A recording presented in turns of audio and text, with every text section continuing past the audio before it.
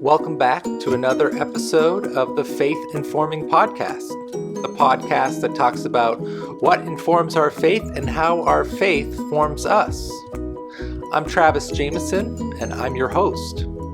This podcast is a ministry of the Palo Alto Christian Reformed Church in Palo Alto, California, where I pastor. Well, today we have an incredible episode lined up for you. My guest is James E. Beitler. Jim Beitler is the director of the Wade Center, the Marion E. Wade Chair of Christian Thought, and a professor of English at Wheaton College. His scholarship focuses on the rhetoric of Christian witness and writing as a spiritual activity, looking to C.S. Lewis, Dorothy L. Sayers, Desmond Tutu, and other exemplary communicators as guides for faithful practice. He is the author of Seasoned Speech, Rhetoric in the Life of the Church, Charitable Writing, Cultivating Virtue Through Our Words, and Remaking Transitional Justice in the United States. He's taught a variety of courses at Wheaton, including Christianity and Fantasy, Lewis and Token and Environmental Stewardship, Teaching Writing, Chicago, Persuasive Writing, and First Year Writing. The list goes on and on.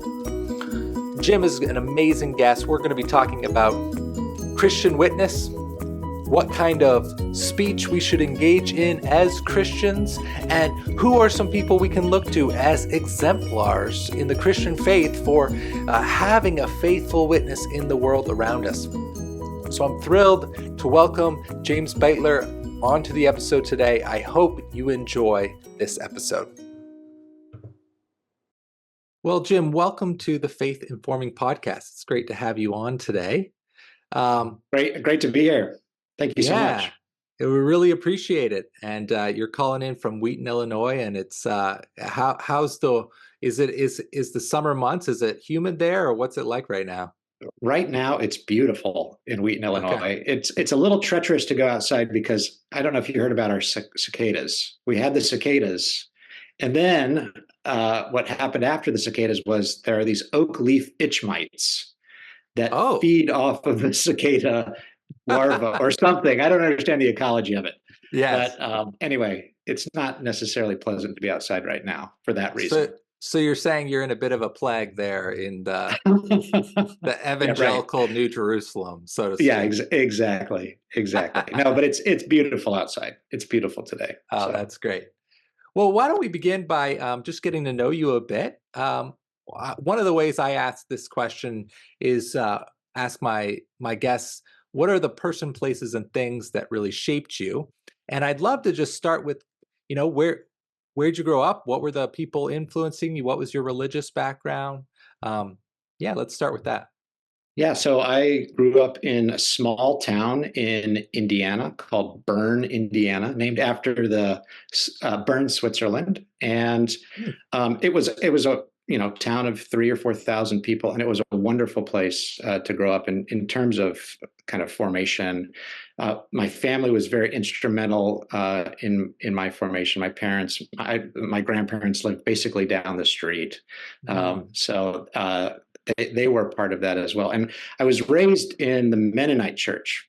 So my dad was a conscientious objector. And he met my mom at a Mennonite church while he was doing voluntary service in Kansas. And so I was raised in that tradition. And then I went. What are the marks of the Mennonite church? I don't know. I can say I don't know a ton about that. Yeah. So one of the big ones is a commitment to nonviolence. And that's probably one of the most distinctive markers. Kind of culturally, there's a big emphasis on community, kind of family, care for creation is another big emphasis, but really taking seriously kind of the way of the cross and kind of Jesus's own approach to dealing with the powers of the world, essentially. Yeah. That still kind of lingers for me and has really shaped and informed my own kind of theological background and perspective. Although I no longer attend a Mennonite church. During college, I started attending an Episcopal church, and now I go to an Anglican church. I really fell in love with the liturgy, especially for the ways that the first time I kind of went to an Episcopal church, it was all very strange. And then as I kind of went through the church year, I realized the wisdom of that. So now I go to an Anglican church. Yeah, there's when you first encounter the church year, it takes some learning, some practice. And I think that was true for me too. The first time I went to a congregation that really practiced the liturgical year, it was kind of like a workout going Yeah. to church, because I was like, this is all so new. I am not used to this at all. Now Yeah. it's after a number of years, it becomes natural, and now I can't think of the faith without it. Um, Yeah. so that's interesting that you had that experience. So it was you are part of an Anglican church. Is it the Anglican Church in North America, or what's Yep, the denomination? We're Okay. ACNA, and it's a church close in Wheaton here. It's called All Souls Anglican Church. Really vibrant and wonderful community. And yeah, so much of my faith is supported by that place, and just walking with these people Hmm. through the year, and through the life of Jesus every year. I mean, that's for me, that's the big thing. Right, we're when it's a new year, come December in the church calendar, kind of walking the way through Advent, and eventually through the life and death of Jesus and into Pentecost. That really is formative. So Oh, that's fantastic. So how did you um, find your way into English studies at Wheaton, and what led to that interest? that's a longer story. I'll give you a kind of very short version. I came to Sure. Wheaton pre-med, as many people do, and I took some initial English classes and just fell in love with it. And then I did a program called Wheaton in England, and one of the professors who became a mentor and friend to me, his name is Alan Jacobs. He teaches now at Baylor. Took several classes with him, and I just, as I said, I just fell in love with it. And then went on to do my PhD in English and education, and focused on rhetoric. So that rhetoric and writing and composition. Okay. So for our audience who are wondering, like, well, what exactly is rhetoric when you talk about it? And I know we're going to talk today about your books called Seasoned Speech, and the subtitle is Rhetoric in the Life of the Church. So you've spent a lot of time on this. Can you just give us a little working definition of rhetoric? Sure. I think about rhetoric as the art and practice of effective communication. Essentially, it's it's often defined in terms of persuasion, Hmm. the art of persuasion. It is that for sure, but it's also more than that. So it's all of the ways that it has to do with all of the ways that we communicate, and some of those ways are conscious. And I would say that persuasion is a conscious thing. Oftentimes, we're trying to do something, trying to persuade. People are thinking about the ways in which they're persuaded. Oftentimes, but rhetoric can also be unconscious. So, even for example, sometimes we're persuaded by a certain style of dress, or participating in a worship service, right? Can be a form of persuasion that is sometimes unconscious, right? Um, so the art and practice of effective communication is the kind of basic definition. Yeah, that's really helpful. And it kind of that helps take it from, what maybe people heard about in a speech class in Yeah, college that they had to take, and moves it into our everyday, that like we are practicing rhetoric when we're engaged with our family, the way we talk to our children, how we talk to our coworkers. We're yeah, always using this communication. And it makes me think of, what's the classic problem in relationships that people often have is communication issues. They struggle yeah, to communicate, and so rhetoric is vital, not only at a more academic level where we often think of it, but also just in our day to day is how do we speak well? Yes. So, it's interpersonal for sure, as you're talking about. And then it also has to do with the way that we're talking, communicating in and among our communities, public discourse. And this right now is an area where I think rhetoric, and specifically rhetoric that's informed by Christian theology, is just deeply needed in our society right now. The ability to communicate well across areas of difference and disagreement. So it's just vital.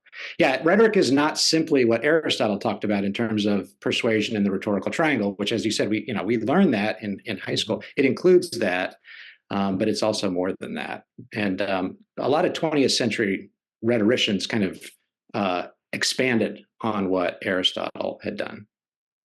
Yeah, and you mentioned at the I think near the beginning of your book, you talk about how that word rhetoric, or when we use the word rhetoric, we often use it in a negative sense. Oh Like, yeah. I can't believe the rhetoric that person's, throwing around or something like that. Um, and is that what sparked you to write a book about rhetoric and the use of it in the church? Yeah, that was definitely part of it. You're listening to the radio, and there almost every time the word is used, it's problematic, right? It's Mhm. problematic speech. It's empty rhetoric, or whatever. And so part of what I wanted to do is to think about the ways in which this incredibly rich discipline, and rhetoric is part of the trivium, right? So it's part of the classical liberal arts, could be, I don't, recovered is too strong a word, but Mhm. essentially recovered for the church, and that word suggests more than what I could possibly accomplish with the book, but at least help the church to see it as a valuable resource. Yeah. And in your book, you focus on five main characters from history, or really recent history. What led to these choices of C.S. Lewis, Dorothy Day, Dietrich Bonhoeffer, Desmond Tutu, and Marilyn Robinson? What drew you to them as examples that we can learn from about how to practice rhetoric?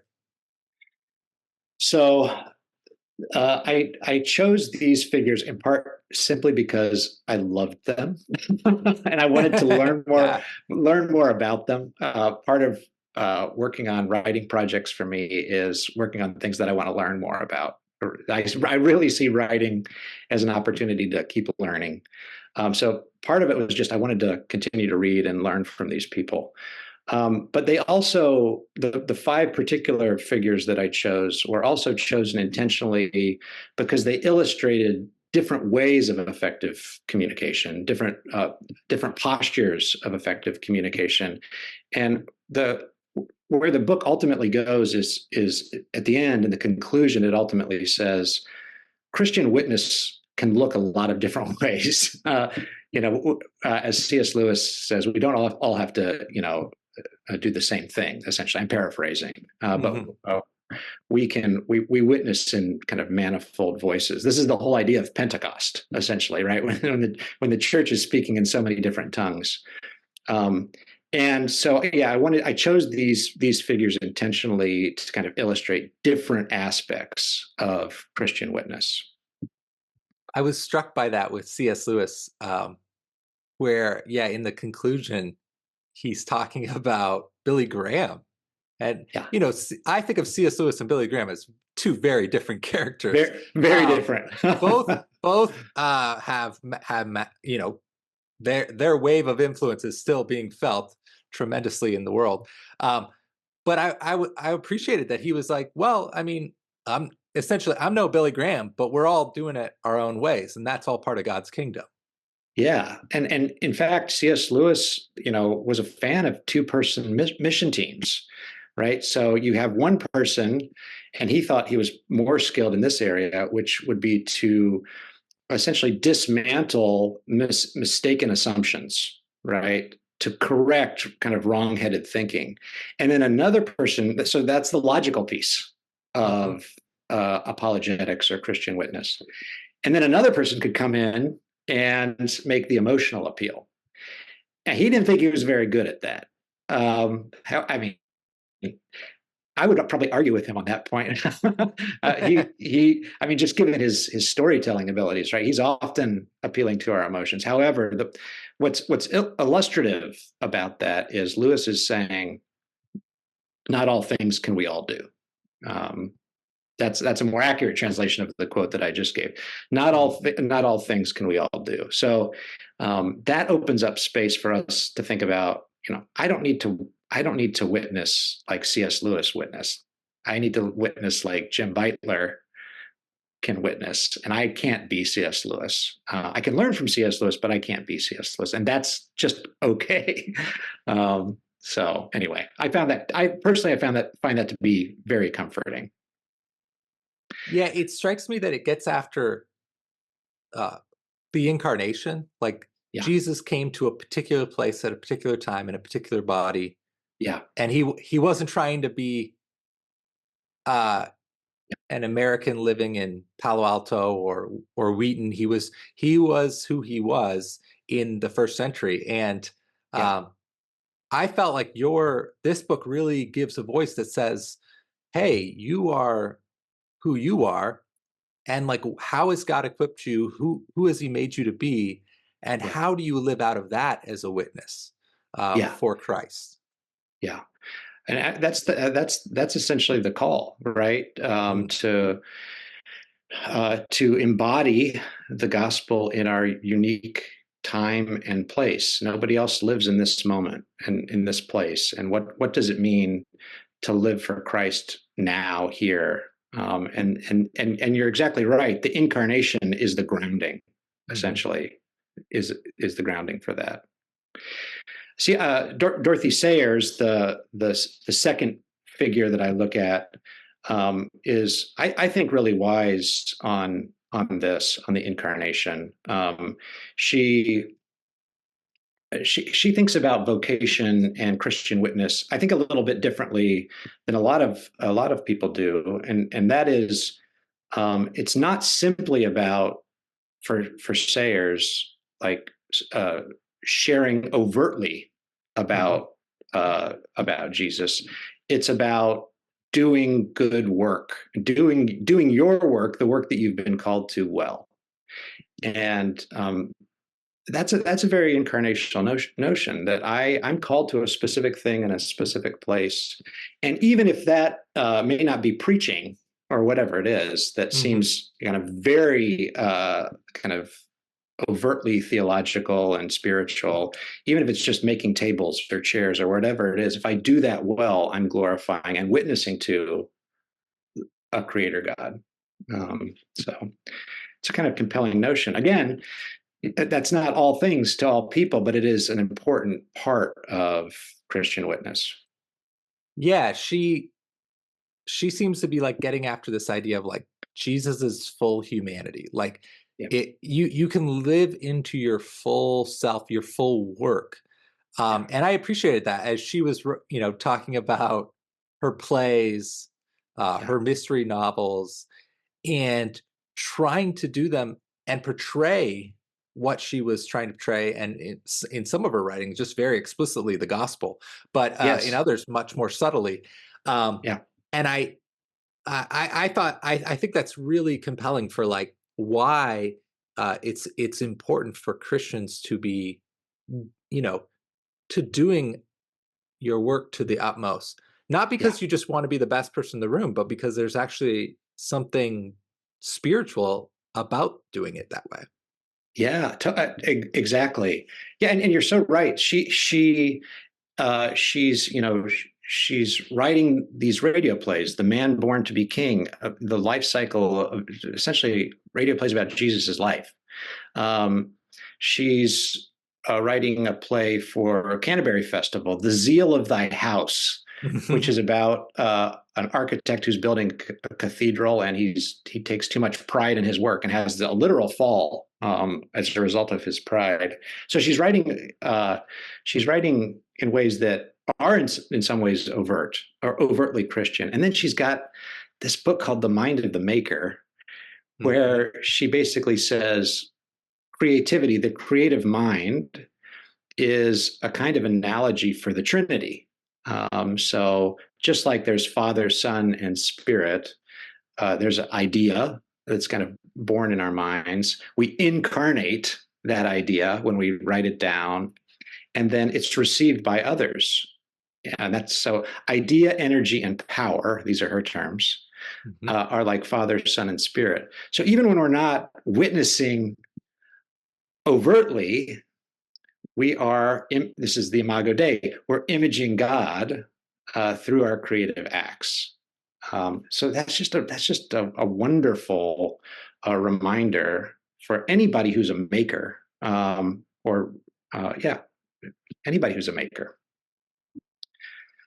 That's actually the what's it called again? The Way of the Maker. Is that what her book is called? The mind, The the Mind of the mind of the Maker. maker, the Yes. mind of the maker. Yeah, So that's the only book I've read by Dorothy Sayers, and so I was struck when you brought when you brought that up in your book.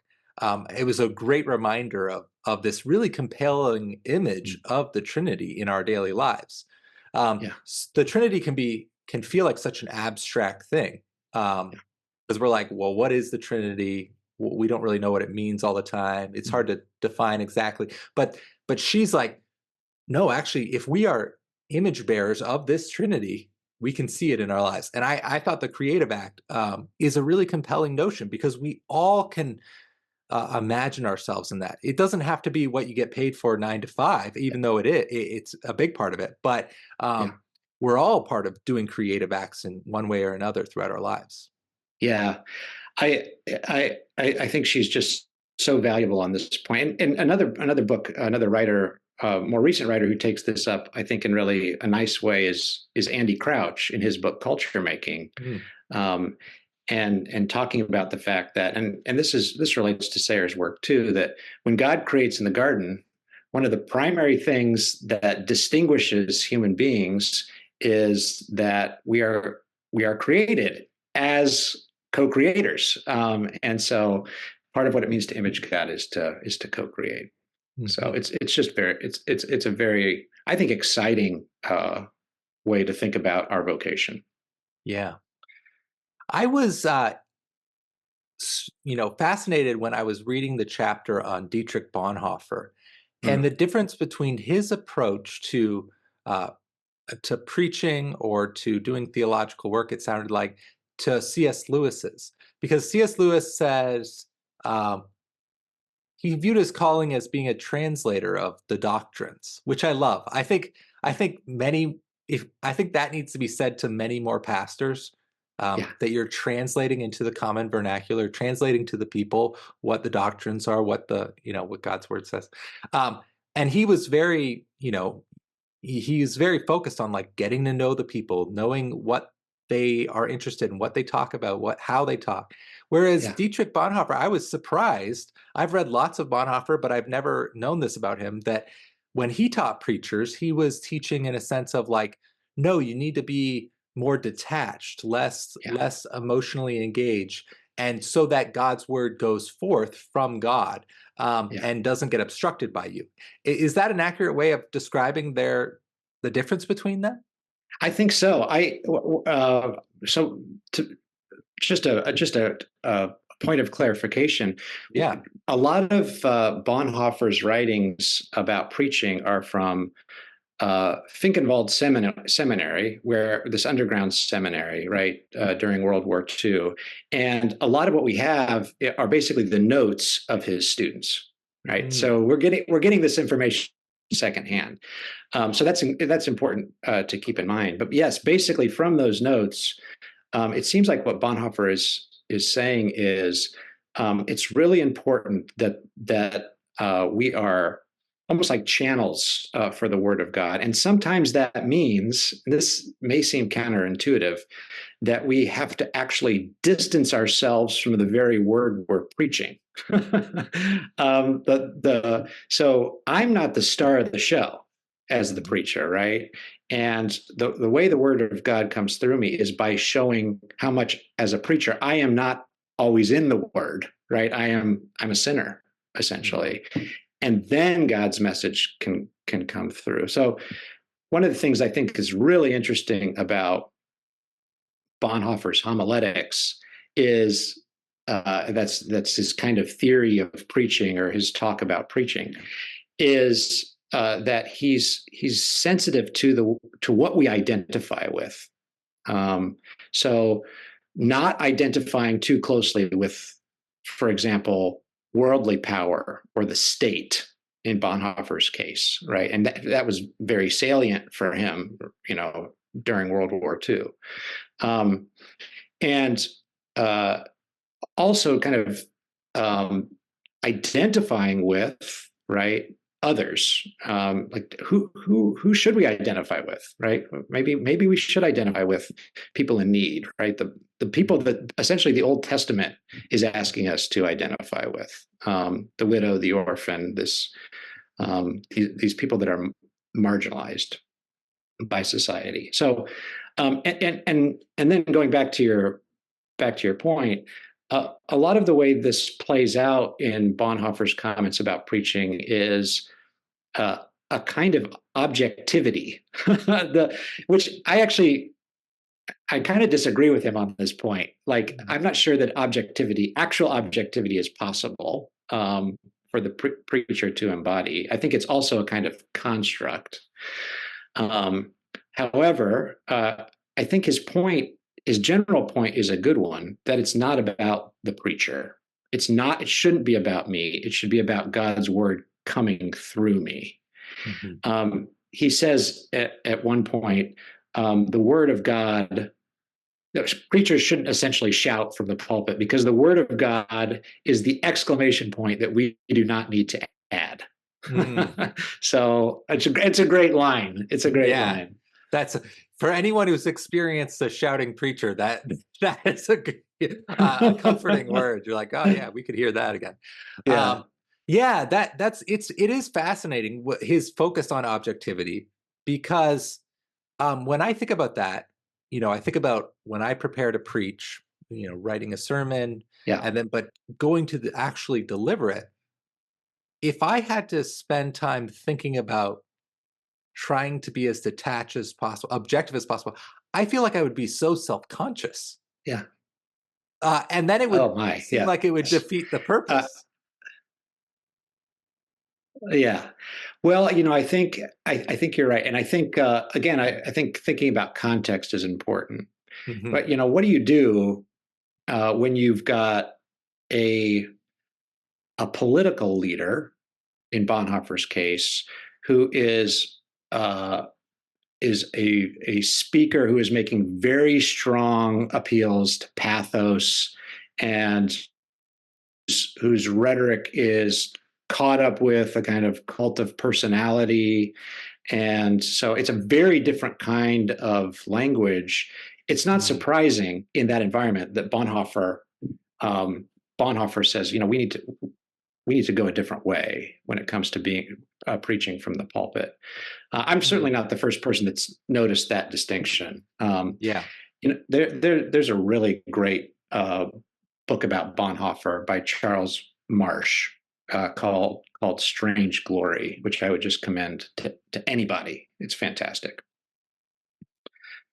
Yeah, that's it's interesting. You think about his context with World War II happening, and Hitler and the Nazis trying to taking over the church and using the message of the church. And it does make me think about contemporary culture when we think about both. There's political leaders that use the Bible and uses its message for their own ends.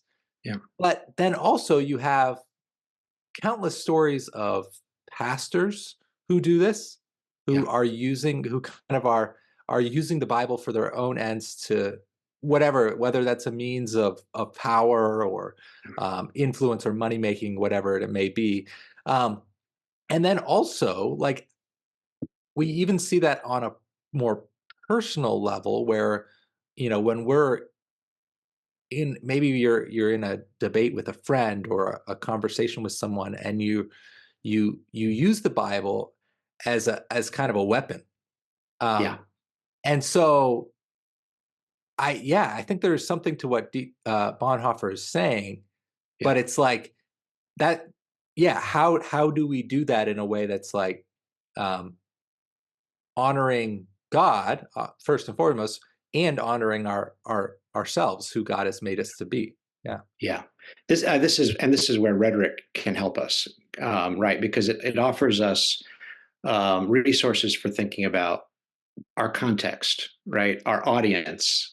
And so we can say, well, we're not living at the same time and moment as Bonhoeffer. However, there Mm-hmm. are some similarities that we may see or not see, and our audiences are different in these ways. And so thinking through those issues can help us figure out how best to position ourselves to accomplish a similar end, which is essentially preaching Christ and Him crucified, right? Mm-hmm. And not having it be about me, Mm-hmm. because yeah, that's anathema to the gospel. But I think you're so right. There are some similarities to Bonhoeffer's time and ours, and what I'll say to that is that the church just we can't be too careful about aligning ourselves with the powers uh, of this age or any other age, the worldly powers. We that is just a snare and a trap, and too often when the church tries to get involved with the project of empire, the message of the church is compromised Mm-hmm. because the empire works very differently than the cross of Jesus Christ works. Mm-hmm. Um, so there's a little bit of that Mennonite background coming back in, perhaps. But Well, when you mentioned your Mennonite background, I did immediately think of Bonhoeffer here yeah, and yeah, some of his influence. pacifism, right? Yeah, Yeah. he essentially was a pacifist. Although he held a very nuanced view of that Mm-hmm. in the end, and thought there might be actions that we needed to take, stepping out in faith, that God will forgive us Yes. for our faults. Mm-hmm. So Yeah. One theme that comes up is the word ethos, and within rhetoric, and I kind of could you talk a little bit about what that is related to our character, and because I think that is one of the resources within the discipline of rhetoric that can help us, I think, to not align ourselves with the empire, so to speak. Um, yeah. so yeah, tell us a little bit about this word ethos and how it comes out in rhetoric. I'm so glad you asked that question. That was one of the things I was hoping with this book, is that I would be able to kind of think through this term by writing this book. And it's often kind of most basically defined as one of the rhetorical appeals. It's a way we get people on board with what we're saying. It's a tool of persuasion that has to do with the speaker or the writer's character or credibility. So the appeal to ethos has to do with the character or credibility of the speaker and how that can be persuasive. But in some ways, ethos is so much more than that.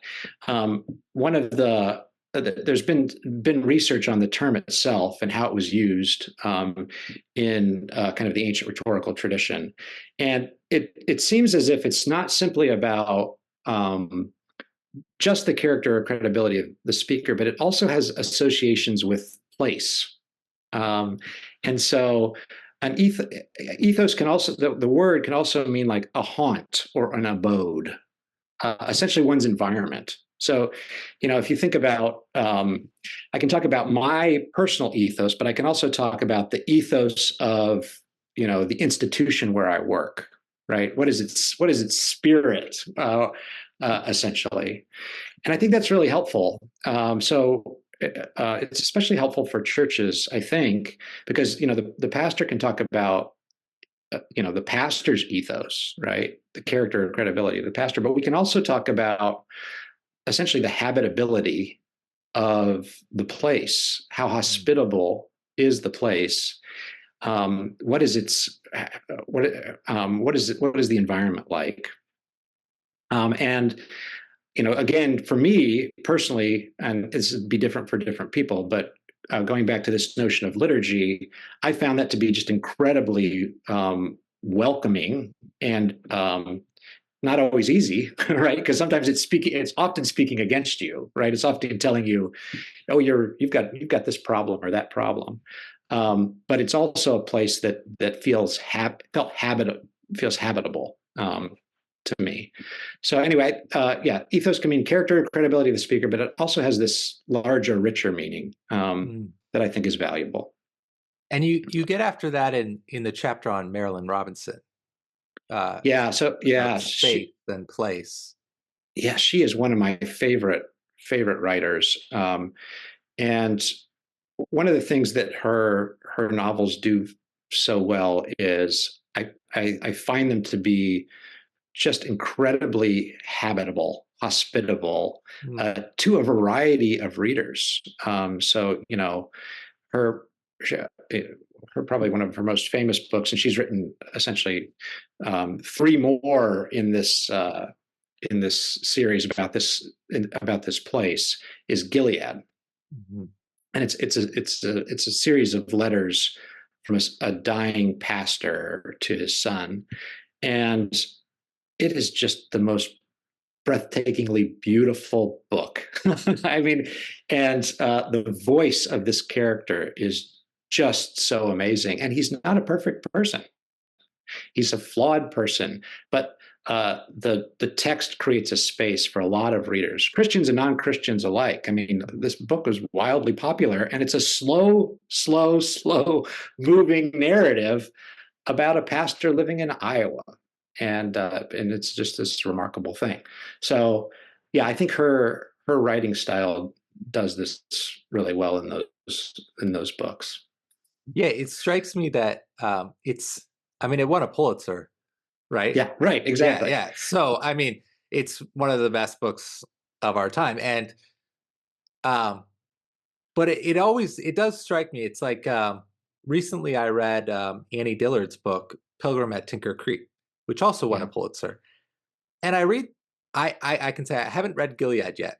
I want to, but I haven't had time yet. But it's those kind of books that it's like, what is it about this that is so compelling to humanity?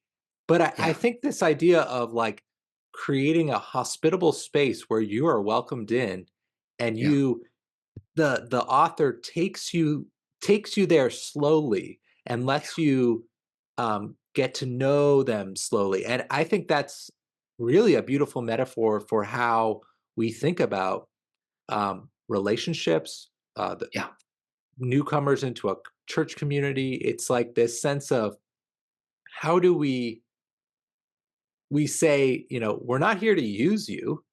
We're not here to abuse you. We're here to like make space for you to be fully known and to fully know us. And I think that's comes out in these writings.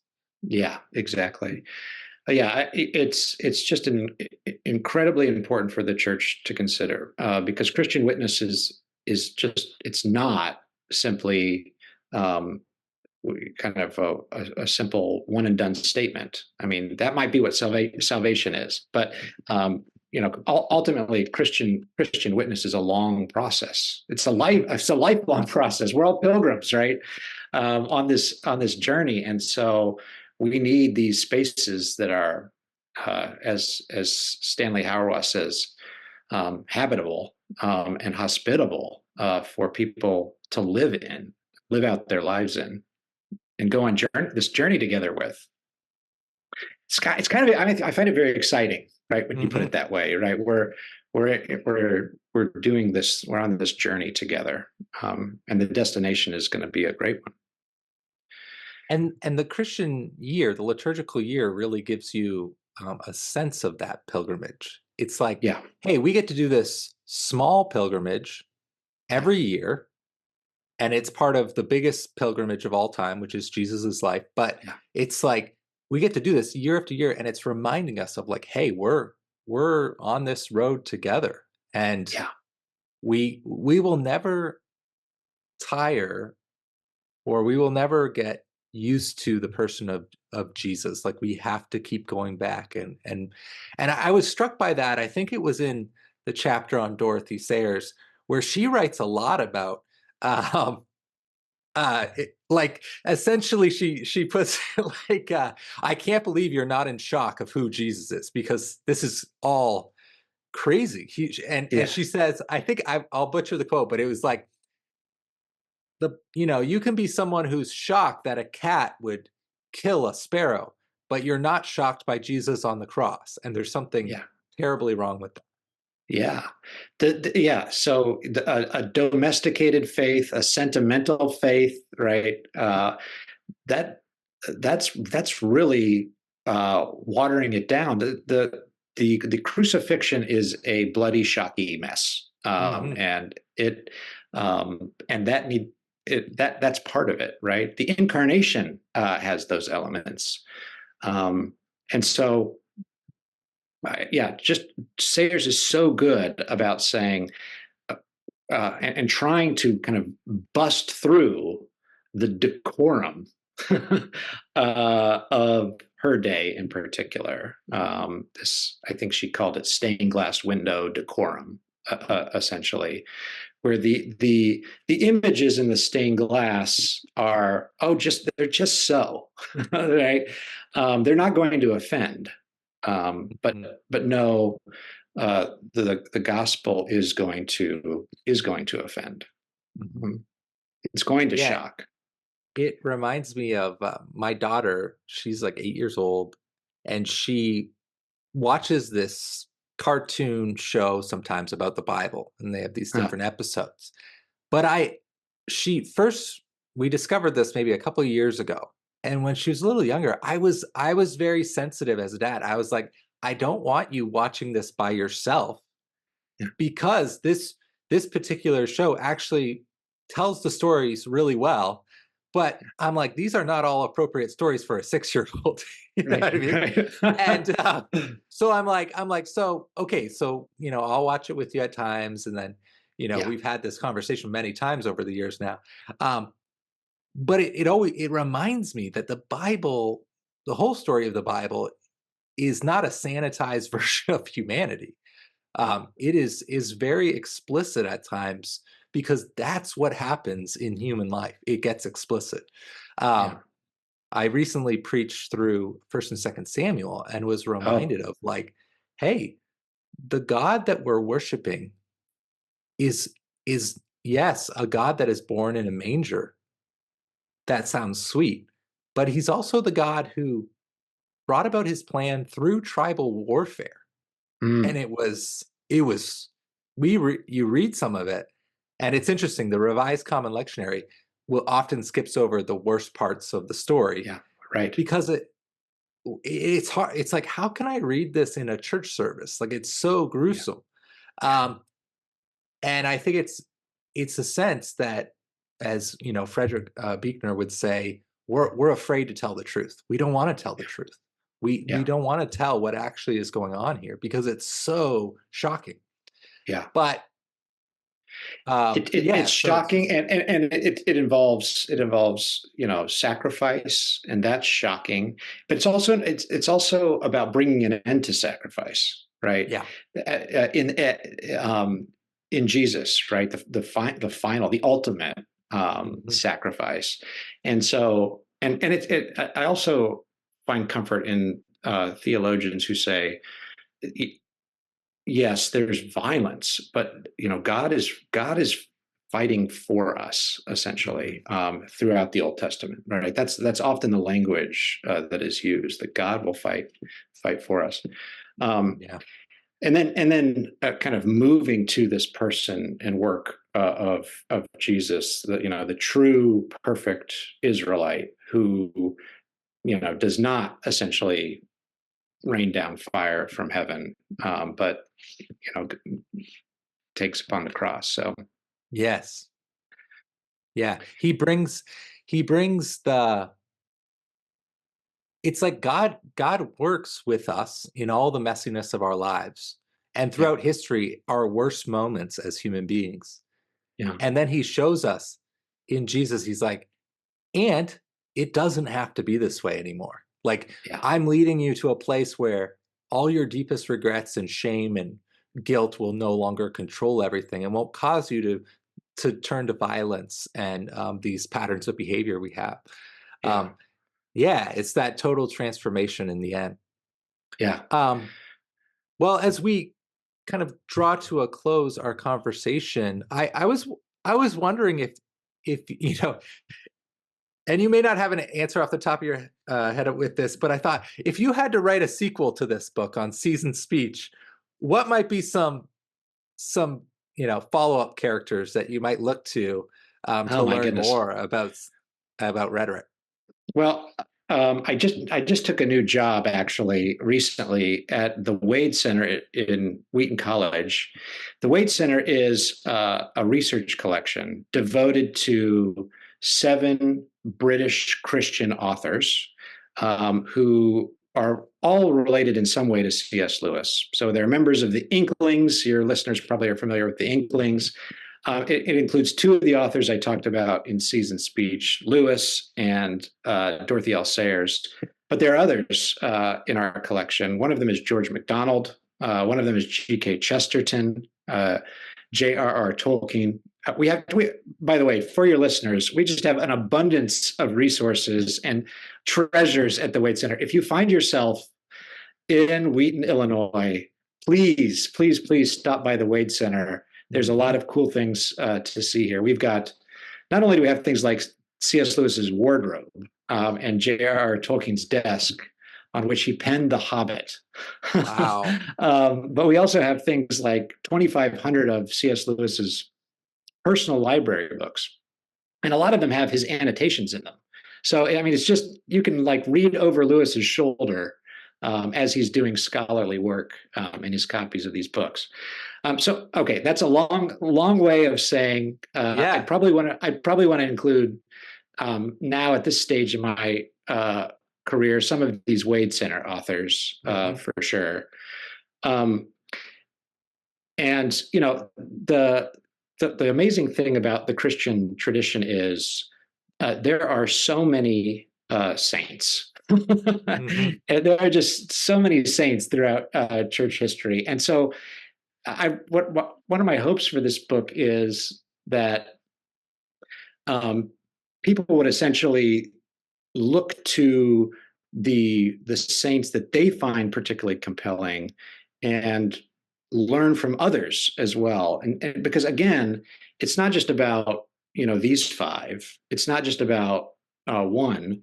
It's about all of them working together. And I've just been reading an amazing book called The Spirit of Early Christian Thought by Robert Louis Wilkin. Hmm. And I am absolutely struck, first of all, by what an amazing writer he is, but just by the riches that are part of our Christian heritage. So, if I wrote this book again, I might go back much further in time. And I kind of stuck to the 20th century, but I might go back much further in time and do it again. And I'll Hmm. just say one more kind of response to that question is uh, one of the best writing moments of my life uh, happened when I co-wrote a book with one of my colleagues in the English department. His name is Dr. Richard Gibson, and he is just a fantastic teacher and friend. And we wrote a book together called Charitable Writing. And it's not quite a sequel. It's not a sequel to Seasoned Speech, but it talks about writing as a spiritual discipline and a means of virtue formation. And so there are other answers to your question in that book as well. Okay, I'll put that in the show notes for sure. Yeah. Um, well, Jim, thank you so much for being on the podcast with me. This was a delight just to have this conversation. I think I'll invite you back again at some point because I would love to have a long discussion about Tolkien and maybe a little bit about the Lord of the Rings, things like that. Oh, we've got to It'd do be it. really fun. Yes. I feel like there's a lot more we could talk about. You're kind of like I'm like, man, this is like my favorite kind of uh, uh, interest in intersection between faith and literature. There is just so much gold there, so much to Oh, dig. it's fantastic. And yeah, I love Tolkien, and I'd be happy to be back and talk more about that. Okay. Well, thanks for being on today, and we'll see you next time. Okay. Thanks again. Thanks for joining me for another episode of the Faith Informing Podcast. I'm so happy that you were able to listen in on my conversation with Jim Beitler. Isn't it fascinating to think about the way that language impacts our everyday life? And not only that it impacts our lives, but it impacts our relationships with our spouse, our kids, our friends at school, or our colleagues at work, or people at church. The way we use our words matter. And so my prayer for us today as we go out into the world, as we are witnesses for Christ, my prayer is that you would be filled with God's word, that you would be shaped by the cross, not only in your actions, but also in your words, so that all that you do is seasoned with grace. That's what the cross is. It is God's grace to the world in Jesus Christ. So I look forward to the next time we get together for our next episode. Until then, take good care.